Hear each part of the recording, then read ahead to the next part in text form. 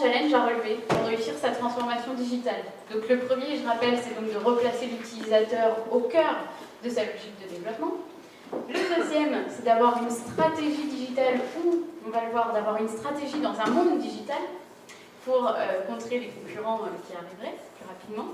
Et le dernier challenge, c'est donc de refondre ses modes de travail. Alors tout ça, pour moi, pour Accor Consulting, je crois, c'est finalement les trois piliers de la transformation digitale. Et ces trois piliers sont essentiels, fondamentaux. L'un n'est pas plus important que l'autre, il faut vraiment travailler sur les trois à la fois. Alors pour illustrer ce propos, je vais utiliser une métaphore. Donc on a eu la métaphore du bateau, et maintenant on va avoir l'avion. Alors, si on prend un avion, vous m'accorderez tous qu'un avion ne peut pas voler sans pilote ou sans aile. Quoique. Mais il y a un autre élément qui est très important. Alors pour l'expliquer de manière très schématique, très simple, cet autre élément, c'est tout simplement la pression exercée par l'air sur les ailes de l'avion. L'air exerce en fait une pression au-dessus et en dessous de l'aile, et c'est ça qui permet l'aspiration de l'avion.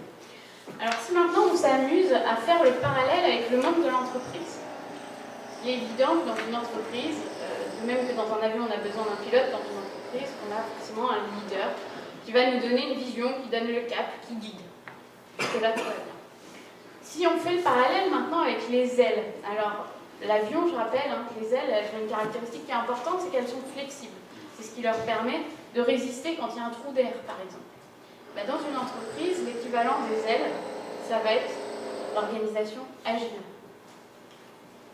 D'accord ?